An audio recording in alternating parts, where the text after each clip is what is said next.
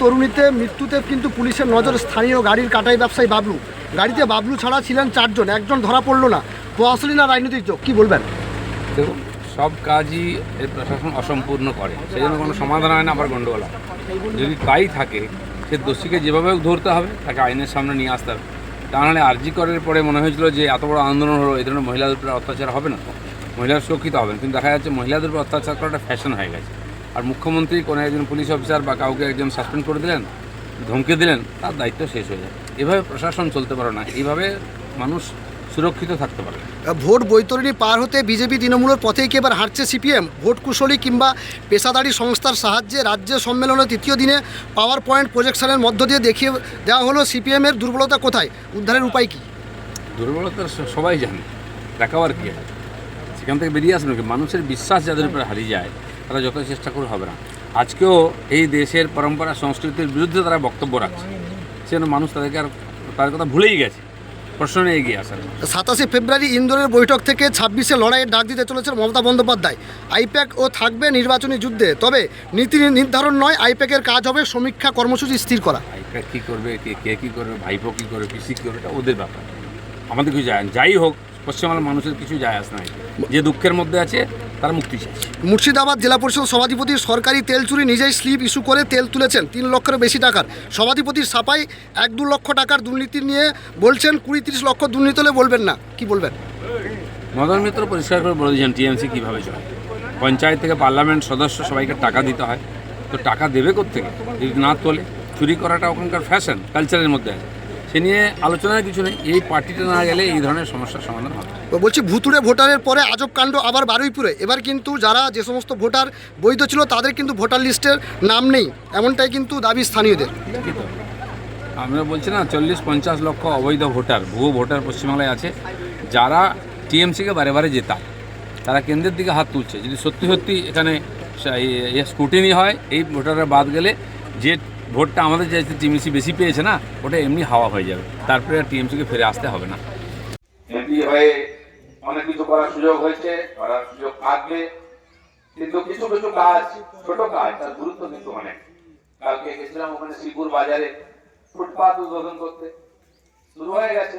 তারাও ওই ফুটপাতে যে টাকা আমি দিয়েছিলাম, তারা বাজারের লোকেরা নিজেরা ঠিক করে নিচ্ছেন যে লম্বা না করে আমরা একটু চওড়া রাস্তা করবো, কংক্রিটে করেছেন ওনারা। তো মানুষ যদি সচেতন হয়, অনেক কাজ সুগম হয়ে যায়। এরকম আপনারা এই বেতেশ্বর সেবা সমিতির মাধ্যমে যে কাজ হয়েছে, সবই উন্নয়ন সরকারি টাকায় হয়, কিন্তু সাধারণ জনতা যদি সচেতন থাকেন, সজাগ থাকেন, সক্রিয় থাকেন, সেই কাজ সুন্দর হয়। তার একটা সুন্দর প্রমাণ আজকে আমরা এখানে এসেছি। প্রায় দিনই কোথাও কোথাও যাই, এই ধরনের কাজে উদ্বোধন করি আমরা, নতুন কিছু না। আর এখানে আমাদের খুব বেশি কিছু টাকা না, এমপি হিসাবে আমি একটা সই করেছি, প্রজেক্ট পাঠিয়ে দিই। টাকা সরকার, আপনাদের টাকা আপনাদের কাজে লাগছে। কিন্তু সবচেয়ে বড় কথা, বাবা বেতেশ্বর জিও তিনি আমাদেরকে দিয়ে সেই কাজ করিয়ে নিয়েছেন, এটা আমাদের সৌভাগ্য। আমি এক শিব ভক্ত পরিবারে আমার জন্ম, আমার সম্বন্ধে কয়েকটা কথা উনি বলছিলেন। আমার সৌভাগ্য, এই বছরের ফেব্রুয়ারি মাসে আমি দ্বাদশ জ্যোতির্লিঙ্গ পরিক্রমা শেষ করেছি। দর্শন পূজন, কেদার থেকে আরম্ভ করে রামেশ্বরম, দ্বাদশ জ্যোতির্লিঙ্গ, 4 ধাম। বাড়িতে শিব আরাধনার ব্যবস্থা, প্রদোষ কীর্তনের আয়োজন করেছিলাম আমি। খুব কম লোক করতে পারেন, আমার এটা ইচ্ছা ছিল করবো, কারণ আমার ঠাকুর দাদার প্রতিষ্ঠিত শিব মন্দির আমাদের বাড়ির সামনে গ্রামেতে গোপীবল্লভপুরে আছে, নাম কুলেশ্বর। তিনি প্রথমে বিবাহ করার পরে একমাত্র কন্যা সন্তান হয়েছিল। তো তখন জানেন আপনি, একটু সম্পন্ন পরিবার ছিল, ময়ূরভঞ্জ রাজা তহসিলদার ছিলেন, সেই জন্য ইচ্ছা ছিল যে একটা মেয়ে এত সম্পত্তি কে দেখবে। আবার বিয়ে করলেন উনি। তার আগে আর শিবের আরাধনা, শিবের মন্দির প্রতিষ্ঠা করলেন, নাম দিলেন কুলেশ্বর। তারপরে 4 পুত্র 2 কন্যার জন্ম হয়। তো আমরা সেখান থেকে এসেছি। তো আমরা আমাদের পরিবার চিরদিন শিব ভক্ত, আর ভগবানের সংযোগ দেখুন, আশীর্বাদ দেখুন যে তার কাজেই এরকম একটা সুযোগ এসে গেছে আমাদের করার। আর আজ কালকে মহাশিবরাত্রি, আজকে সেই কাজের লোকার্পণ হচ্ছে। আমি শীতাংশুদা এবং তার সহযোগী যারা এখানে সমিতির লোকেরা আছেন, শুনলাম এই কাজ সম্পূর্ণ করে তার থেকে টাকা বাঁচিয়েও ওইখানে সহযোগিতা করেছে। এটা একটা উদাহরণ, সরকারি টাকা বাঁচে না, কম পড়ে সবসময়। অর্ধেক থেকে যায়, কন্ট্রাক্টর চলে যায়, কি হলো ওখানে টাকা শেষ হয়ে গেল। আবার যোজনার বাড়ি হচ্ছে, বাড়ির ছাদ হয়েছে, জানলা দরজা লাগে না, ওই টাকা শেষ হয়ে গেল, তুমি টাকা দাও নাহলে হবে না। সেখানে জনপ্রতিনিধি তারা এখান থেকে টাকা পয়সা ওখানে খরচা করে একটা প্রজেক্ট করেছেন, যে সম্বন্ধে আমাদের মাননীয় সচিব বলছিলেন। এটা এখানকার যারা সচেতন নাগরিক প্রতিনিধি, তাদের যোগ্যতা, তাদের শুভেচ্ছা, তার প্রমাণ। খুব আনন্দ হচ্ছে এ ধরনের কথা শুনলে। সাধারণত সমাজে এর বিপরীত দেখি আমরা।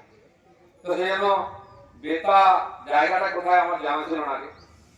আপনি বলছেন না 5টা বাস চলতো, আমি সেই বাস দেখতাম, কলকাতা বেতা বাস যাচ্ছে, অনেক বাস যায়। কোথায় বেতা বলে কোন জায়গা আছে সেটা আমার জানা ছিল না।